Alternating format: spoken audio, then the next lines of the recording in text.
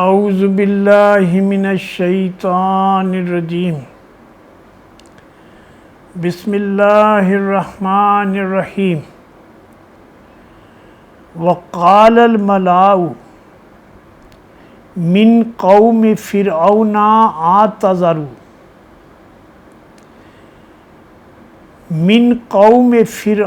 اعتذروا موسیٰ وقومہ لیفسدوا فی الارض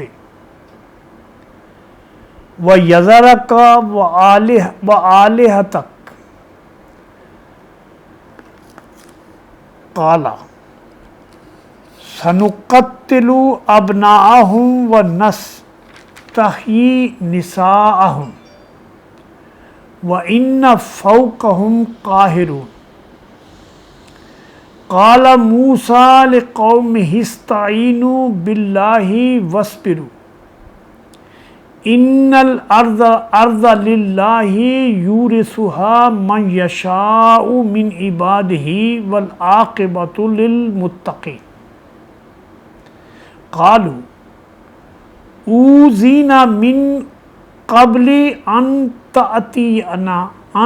تأتینا ومن بعد ما جئتنا قال عسى ربكم ان يهلك عدوكم ويستخلفكم في الارض فينظر كيف تعملون۔ شروع اللہ کے بابرکت نام سے جو بہت بڑا مہربان اور نہایت رحم فرمانے والا ہے۔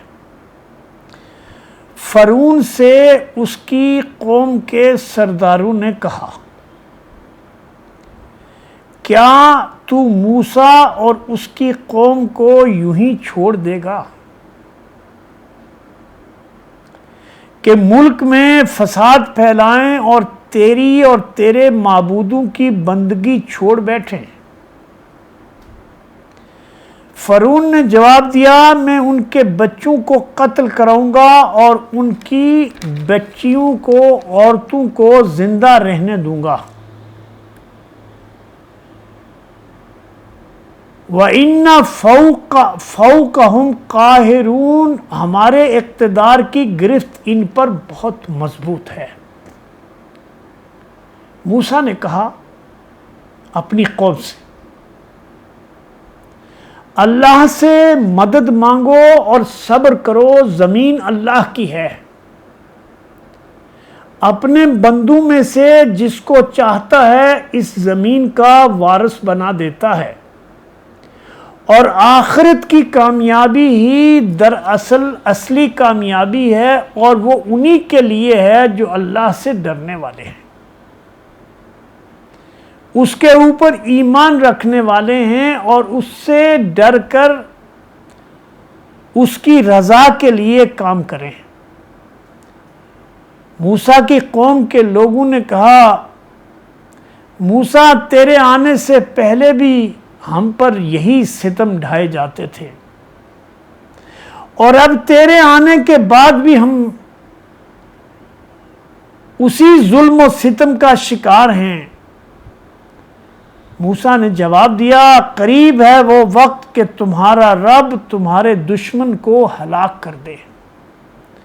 اور تم کو زمین میں خلافت عطا فرمائے، پھر دیکھے کہ تم کیسے عمل کرتے ہو۔ ناظرین، یہ اسلام ایٹ کراس روڈ کے سلسلے میں جو مطالعہ قرآن کا سلسلہ وار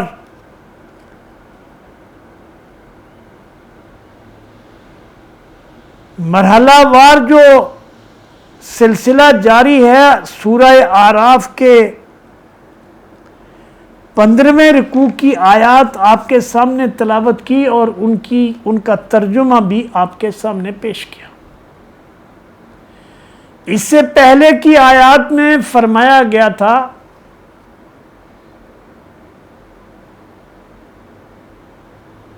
کس طرح فرعون اور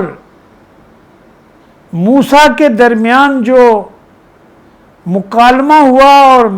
فرعون نے کس طرح جادوگروں کو دھمکیوں اور ان کو خوفزدہ کرنے کے لیے ان کے ہاتھ پاؤں کاٹ کر ان کو سزا دینے کی دھمکی دی، اور یہ کہا کہ یہ موسیٰ اور تمہاری ملی ہوئی سازش ہے جو میرے اقتدار اور حکومت کے خلاف ہے، میں اور تم ایمان لے آئے اس سے پیشتر کہ میں تمہیں اس کی اجازت دیتا ہوں۔ تو جواب میں وہ جو جادوگر تھے بجائے اس کے کہ فرعون کے روب میں آتے، اس کے دھمکی سے خوف کھاتے، وہ نہایت اطمینان سے اپنے رب کی طرف متوجہ ہوتے اور کہتے ہیں کہ ہم نے تو اپنے رب ہی کی طرف جانا ہے، تو تمہارے اختیار میں تو یہی ہے کہ ہمیں قتل کر سکتے ہو تو تم کر دو، بے شک ایسا کر سکتے ہو تو۔ اور پھر وہ اپنے رب سے دعا کرتے ہیں کہ مالک تو ہمیں صبر عطا فرما، استقامت عطا فرما، اس کے ظلم کے مقابلے میں تیرے اوپر جو ہم ایمان لائے ہیں ہماری بخشش فرما، تاکہ ہم اس دنیا سے جائیں تو ایمان کی حالت میں جائیں۔ جب یہ منظر فرعون اور فرعونیوں نے دیکھا تو اس کے سرداروں نے فرعون سے کہا کہ یہ موسیٰ اور جو بنی اسرائیل ہیں یہ تو سراسر فساد برپا کرنے پر تلے ہوئے ہیں اور ہمارے اقتدار کے لیے بہت بڑا خطرہ ہیں، تو آپ ان کو یوں ہی چھوڑے دیں گے کھلے اور یہ سب ایسا کرتے رہیں گے؟ تو اس نے کہا نہیں، ان کو ہماری طاقت کا ابھی اندازہ نہیں ہے، ہمارا اقتدار بہت مضبوط ہے، اس کو یہ کچھ بھی نہیں کر سکتے، ہماری کرسی بہت مضبوط ہے، اور ہم ان کے بچوں کو قتل کر دیں گے اور ان کی بیٹیوں کو زندہ رکھیں گے تاکہ ان کو ہم اپنی غلامی میں لے سکیں، تاکہ نہ صرف یہ کہ ان کی نسل کشی کریں بلکہ ان کی نسل ہی بدل دیں۔ تو وہ جب یہ اعلان ہوتا ہے تو موسیٰ علیہ السلام اپنے بنی اسرائیلی بھائیوں سے کہتے ہیں کہ صبر کرو، اللہ سے دعا کرو استقامت کی، جس طرح جادوگروں نے اللہ سے استقامت کی دعا کی ہے، اور یہ سمجھ لو کہ یہ اقتدار کسی کا نہیں ہے، یہ اقتدار اس کا ہے جو ساری کائنات کا مالک ہے، وہ جس کو چاہتا ہے اس اقتدار پر آزمائشنے کے لیے بٹھا دیتا ہے کچھ دیر کے لیے، اور اس دنیا میں بھی اقتدار کے اصلی وارث کے اصلی حقدار تو وہی ہیں جو ایمان والے ہیں۔ اور وہ بنی اسرائیل کہتے ہیں موسیٰ تیرے آنے سے پہلے بھی ہم اسی ظلم و ستم کا شکار تھے، ہمارے بچوں کو وہ قتل کرتا تھا، ہماری بچیوں کو وہ غلام بناتا تھا، اس طرح سے نسلوں سے ہم اس کی غلامی میں سسک کر زندگی گزار رہے ہیں، اب تیری موجودگی میں تو اللہ کے نبی موسیٰ علیہ السلام بجائے اس کے کہ ان سے کہیں کہ دیکھو جیسے ہمارے صوفیہ اور یہ جو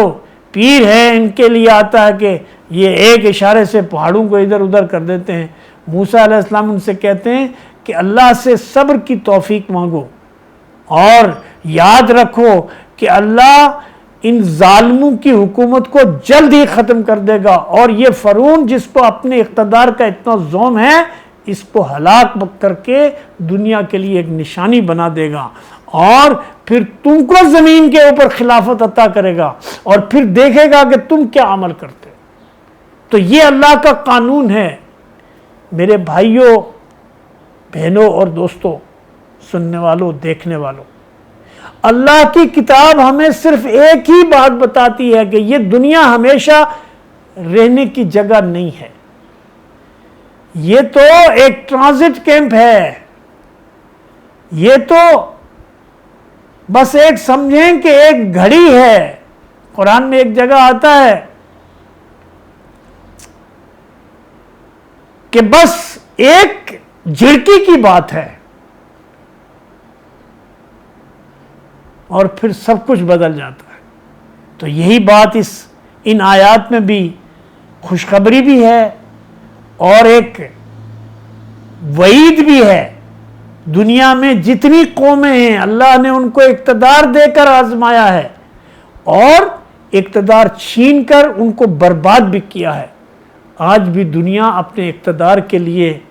کہ زوم میں انسانوں کے خون سے کہ ہولی کھیل رہی ہے، لیکن اللہ کا قانون یہ ہے کہ ظالموں کا ظلم جب حد سے بڑھتا ہے تو اللہ کی جو طاقت ہے وہ حرکت میں آتی ہے، وہ ان کو دنیا میں بھی ملیا میٹ کر دیتی ہے۔ لیکن اصلی جو بات ہے، جو سمجھنے کی ہے، جس کے اوپر غور کرنے کی ہے اور جس کے اوپر عمل کرنے کی ہے، جس کے اوپر قرآن ہمیں دعوت دے رہا ہے، اللہ کے آخری رسول صلی اللہ علیہ وسلم نے جس کو اپنی زندگی میں کر کے دکھایا، وہ یہ ہے کہ ہم اس دنیا میں جو آئے ہیں تو اپنے رب کی رضا کے حصول کے لیے اپنی توانائیاں خرچ کرنے کے لیے آئے ہیں، اور اگر اللہ زمین پر اختیار اور اقتدار دے تو انصاف کرنے کے لیے آئے ہیں۔ یہ نہیں ہے کہ ظالم بن کر انسانوں کی گردنوں پہ سوار ہو کر یہ سمجھیں کہ ہمارے اقتدار کا سنگاسن ہے، یہ انشیکبل ہے، یہ ختم ہونے والا نہیں ہے۔ لیکن اللہ کا قانون یہ ہے کہ کل فرعون جو کل تھا وہ آج بھی دنیا میں نشانی ہے، لیکن جو آج کے فرعون ہیں ان کی بھی نشانی بننے والی ہے۔ اللہ سے دعا ہے کہ اللہ تعالی ہمیں واپس ایمان، خالص ایمان کی طرف پلٹنے، شرک سے توبہ کرنے اور اللہ کی بتائے ہوئے راستے کو، اس قرآن کو اپنے سینے سے لگانے کی توفیق عطا فرمائے۔ اقول قولی ھذا استغفر اللہ لی ولکم وسائر المؤمنین۔